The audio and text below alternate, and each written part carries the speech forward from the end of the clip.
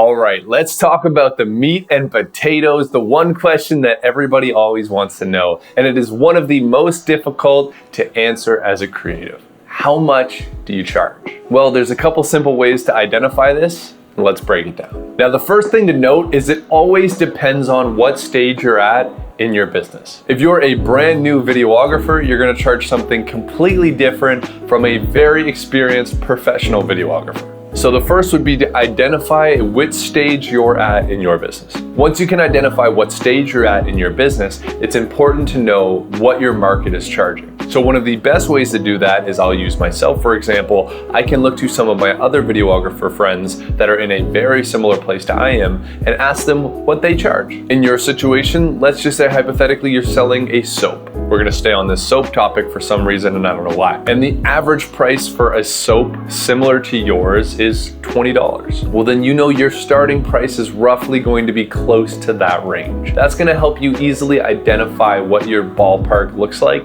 in terms of your pricing when you're first getting started. But there's a bunch of other factors, so let's keep it going. Next, you need to know what your cost of production is. How much does it cost you to create your product or provide your service? In some cases, it might cost you next to nothing. In others, it may cost you a lot, and you need to account for that within your prices. So for example, in my business, the way that I price my products and services is how much would it cost me to hire a videographer to come in and shoot this content? How much would it cost me to hire an editor to come in and edit this content? How much would it cost me to hire a social media manager that's going to come in and script this content? Once I figure out all those numbers, I now have an idea of the cost to create the product or service that I'm providing to my businesses. But that's not where it ends. You also don't just want to break even, you want to make money, which is why we're all here. And that's where the profit margin comes into. And this is why you can buy the same product on Amazon for $60 that you can on a site like Alibaba for $5, because there is a markup the same way there would be at Walmart or Superstore. How do you decide how much of a markup that you provide? Well, this is basically the rule of thumb of how it works. Once you find your total cost to provide your product or service, we then take that number,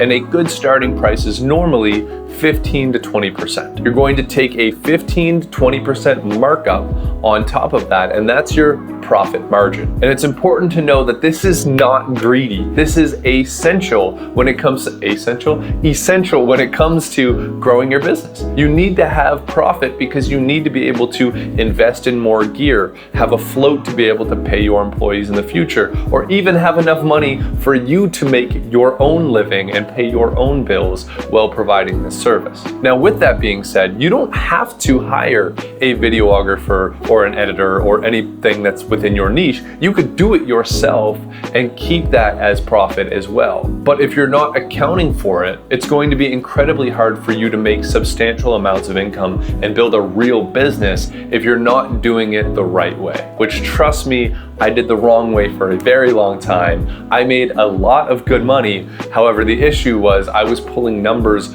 out of my hat when I was charging people, and because of that, I had no integrity when it came with pricing. And it was very hard for me to justify those prices as they kept getting higher and higher because I didn't know where the numbers were coming from. Now that I know what it costs to actually create my service and how much profit I want to make in my business on top of that, I can walk into meetings with integrity knowing that I actually can't lower the prices due to the fact that I won't be able to afford to pay my people, depending on where you're at in your business, to create the product for them. So, to answer the age-old question, how much do you charge? Well, we're gonna talk about this down the line as well, because this will change over time. But the biggest thing is to identify how much it costs to actually provide your product or service. How much do you wanna mark that up by? How much profit margin do you wanna walk away with for your business? And what are the local competitors charging? Now, you don't have to fight with these local competitors. If they're charging $100 a video and that's the local cost of what they're charging, you can go ahead and charge $5,000 if you want to. There is no limit to what you can do. That's why brands like YSL and Gucci are able to sell shirts for like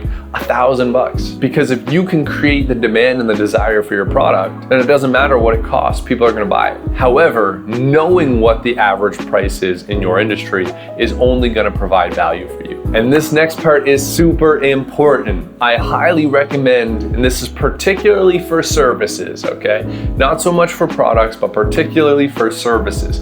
If you are in the service-based industry, do not have one fixed price. And the reason is because if I come to you and I say, how much are your photography services? And you say $3,000 and I'm only expecting to pay $500, I'm going to go, okay, thank you, but no thank you, and I'm gonna walk away. I'm not gonna have a conversation with you about prices because I know right out of the gates, it doesn't fit my budget. It's not for me. So when you initially state your price, it's important to not just have one fixed price as a service-based industry. So let me give you an example. I use a tiered system, and most services do. So for me, my tiered system is called not committed, committed, and done for you. And they are 3K, 5K, and 7K. And those are my standard packaging prices. So based off of where the businesses are at in their journey will determine which package I recommend for them. So the non-committed is just 10 videos and you walk away. You have to plan them yourself. We just show up and shoot these videos for you.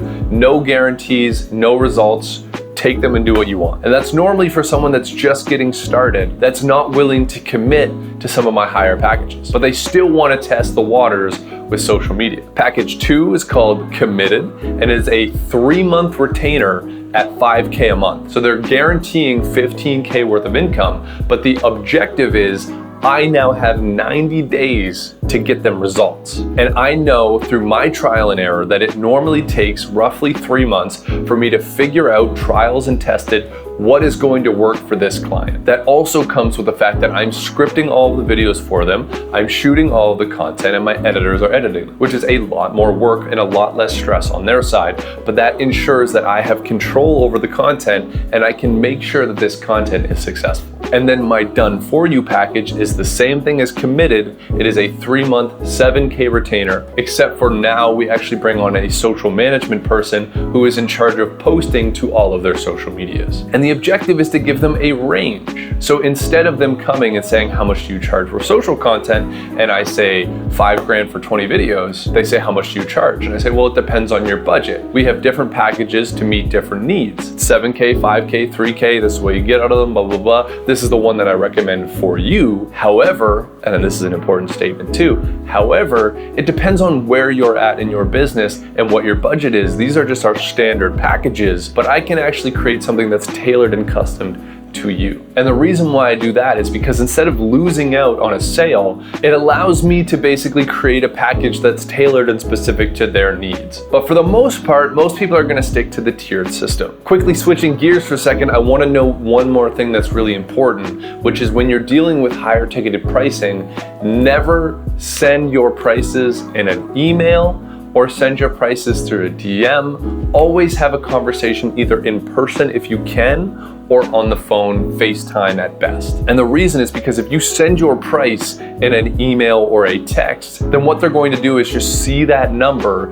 and judge if it's worth it or not just based off of that number. Rather than if we get to have a conversation, I can figure out your actual issue, your problem, or I can find out if I'm actually even a good fit for you in general. And then I can showcase the value of what you're getting out of this before stating the number. And then instead of judging the number just based off price alone, you're judging the price based off the value that you're getting. And you are much more likely to make sales and close clients when you're selling based off of value and not just off of a number. And you'll get bonus points if you can genuinely provide them confidence that you will be the person for the job that's going to solve their issue. And as a final bonus tip, and hopefully this video isn't 30 minutes long, the objective here is when you're sitting down with someone, this is the secret, the industry secret that no one really talks about, okay? You sit down, you're having a meeting face to face, you're on a phone call, you're on a FaceTime, whatever it is, okay?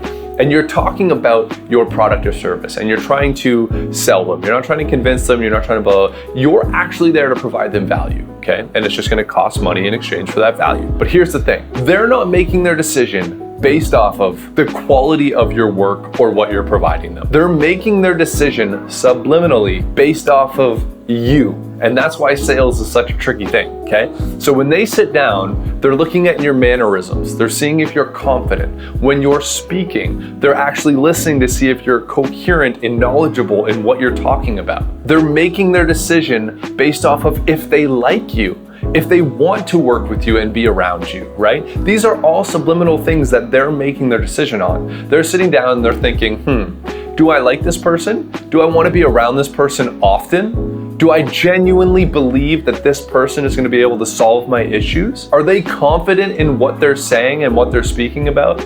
Are they very well knowledgeable in their space? These are all the real secrets that they're actually thinking about subconsciously when they're making their decision. So it is super important to have sales training, okay? And that just means if you're not used to selling, if you're not used to sitting down and talking to someone one-on-one, go do that. Do that for free. Go have meetings with people. Just do that as much as you possibly can. Go grab coffee with strangers that you haven't spoken to in a really long time, old friends, anything that just gets you used to sitting down one-on-one and speaking about your topic in confidence. Because the more confident that you are in what you do, the more knowledgeable you are about what you're providing, and just in general, the better vibes, I hate to say that, but the better vibes that you give off when you're speaking to someone is genuinely going to determine whether they actually want to make the sale or not. And then the sale just comes from if you've done a good job of showcasing the value